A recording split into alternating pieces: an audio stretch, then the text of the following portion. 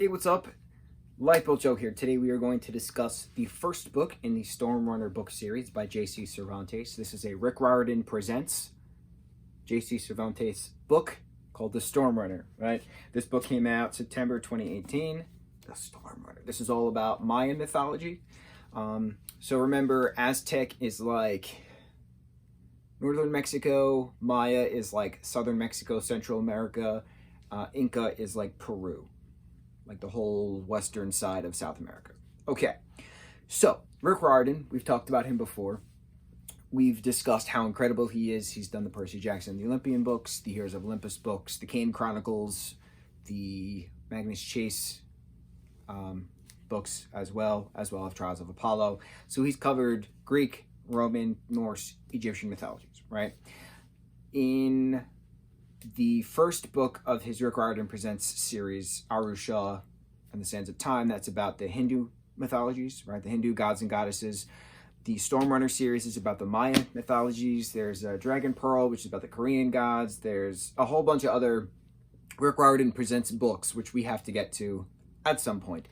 The Trials of Apollo is still going on. I have book 4 right there waiting for me to read. I just have to recap because I have not dived into a Rick Riordan book in quite some time.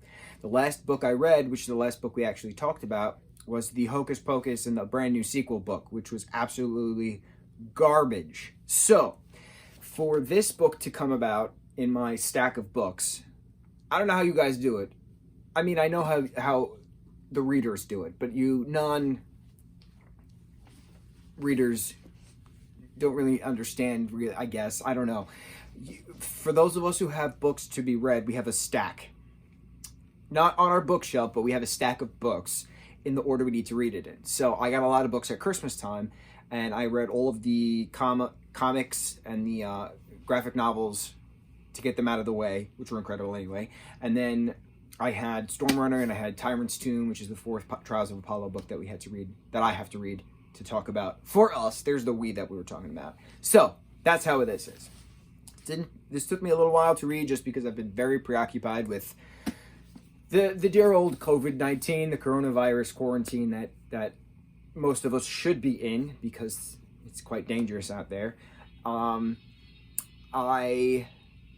have been fighting with work via petitions, local government. It's just not a safe environment. Things could change by the time I actually post this. It is currently, what's today's date? The 22nd? Earth Day. Happy Earth Day. Today is April 22nd when I'm actually recording this. Don't know when I will be posting this, but today is April 22nd when I'm recording this. So, enough about me. This is an incredible book. I don't say that often.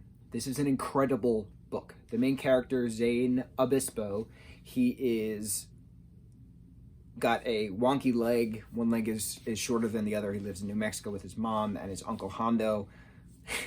Hondo's great. They live near a volcano. That's just where they live, right? So Zane's always been attached to this volcano. Zane has a wonky leg, and he rescued a dog named Rosie who has only 3 legs. And they explore the volcano. So one day a plane crashes into the volcano, but he thinks he sees some weird monster-looking thing, and it turns out it was a demon runner sent from Xibalba, which is the underworld. In Mayan culture, Xibalba is the underworld, right? Ran by Apuch and Ishtab. Ishtab is like the goddess of like those who were sacrificed, who died like a horrible death. So she like watches over them. And Apuch is the god of the underworld, basically. So it's Ishtab and Apuch, but they don't like each other. And with this book, it's explained that the gods, the council of the gods, the big 5, if you will, kind of like sent Apuch to prison because he did something stupid, and they made Ishtab the ruler of the underworld. And the concept is a god-born, not a demigod, a god-born. That's the difference between the language that we all are familiar with. Demigod and god-born is the same, half god-parent, half mortal parent, right? Basically. So Zane is told by neighbors, told by this random narwhal, which is a shapeshifter. She can only turn into a hawk, that he is some form of supernatural within Maya culture, but no one knows what yet specifically. and that it's prophesized that the Storm Runner would, you know, release Apuch from his prison, conveniently located in this volcano. So things happen. Apuch gets released in order for Brooks the Narwhal to be saved because Zane is having feelings for her, and so, you know, things happen. It's it's a little bit of a, I'm sorry, this kept popping down. It was driving me nuts. As the story progresses, right, they go from Mexico to where? Venice Beach, to Beverly Hills, to Santa Monica, to the shores of Santa Monica, to the ocean, and then they go into the old world, which is where the Mayan gods, you know, made their place, where their council, where they used to like hang out and like dictate new world order and wars and peace and things like that. While this is all happening, Zane is figuring out who he is. You know, they're fighting monster after monster. Rosie gets killed at one point, the dog. She gets sent to Shibaba. Zane's freaking out. So Zane, Hondo, his uncle, and Brooks go on this quest to talk to these two twins to figure out how they originally defeated Apuch, because Apuch is now out. He has claimed Zane as his own, you know, soldier of death after the third moon, if they can't defeat him, things of that nature. So they go to see these twins in Beverly Hills who are actually going to be related to Brooks by marriage, kind of a thing. That's how they explained it. To see how they are killed, but then Apuch crashes this birthday party of the twins at one point, and then all hell breaks loose, and there's death and flying and fighting and a game of slam being played. It's a non-stop roller coaster ride. There's a giant in this as well named Jazz. He's pretty neat. They meet him in Venice. He and Brooks go way back.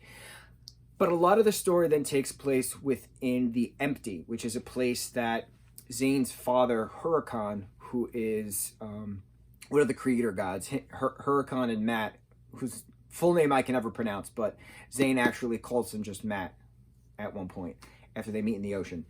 So Matt and Huracan created everything. They created the world. They are the creator gods. So the fact that Zane is an offspring of Huracan, who broke the sacred oath that no one was to have any more children, that was a big no-no kind of a thing. So Huracan created the Empty, which is a place where only he can go, that no other gods can go there. So he talks to Zane there a few times. Zane eventually brings Apuch there at the very end to fight him. Zane gets sent to Shibaba, and Ishtab is, you know, shown as this villain throughout the entire thing. And then the twist at the end is the fact that she was working with Huracan and Matt this whole time to make sure everyone assumed that he was dead, so that way he could actually stay alive. Otherwise, any half-breed, any demigod, any god-born would have to be killed, things of that nature. So there's a lot of twists within this book I did not expect. I love the fact that there are so many similarities within mythologies. And it brings a good question of how in the hell did all of these cultures that had no connection to each other have the same stories, right? There are hellhounds referenced within this numerous times. The Tree of Life is referenced in this numerous times. The Tree of Life, we know, is a big thing of Norse mythology with the 9 realms, right? How in the hell are hellhounds a big factor within Greco-Roman, and Maya cultures? They have nothing to do with each other. It is very interesting seeing all of this. Why is it that any god of the underworld, whether it be Pluto, whether it be Hades, whether it be Anubis, whether it be Apuch, have some reference to dogs? Why is there always a hellhound involved with hell? Even Fenris Wolf in Norse mythology, dealing with Hela and you know, the underworld. Why is there always some kind of canine beast represented within the underworld? You know, Anubis is always shown as a jackal within Egyptian mythology. Hellhounds are specifically by name within Mayan, Roman, and Grecan. It's very interesting, especially when you study all of these different things. It's mind-boggling when someone says, no, my religion is the correct religion. It's not. That is your opinion. That is not a fact. The fact is every religion is tied together based off of the myths. What is a myth? A myth is a story that's passed down from generation to generation. That's what a legend is, right?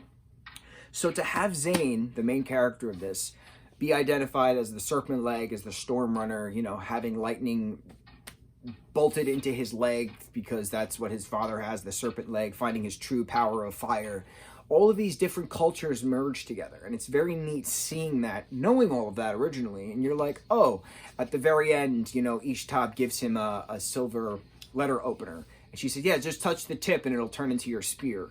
A la to Rick Riordan's Percy Jackson of having Percy having a pen, a ballpoint pen, when you touch the tip, you know, the sword goes back in. When you uncap the pen, the sword comes out. So it's fun seeing those little literary aspects. Obviously, that this is a Rick Riordan Presents. Obviously, J.C. Cervantes was inspired to write the Maya myths that she's familiar with in Rick's style, if that makes any sense. I like that Rick has a little blurb in the beginning and he has a little blurb at the end. But this was an incredibly fast-paced. I was never bored reading this, 400 and something pages? 430 pages? 426 plus a glossary. The glossary is important. I will give you that. Oh, there's also a goddess of chocolate that's mentioned 1,000 times in this. This book was great. I was not that familiar with Maya mythology. I only really knew about Xibalba. That was it. That was really all that I knew.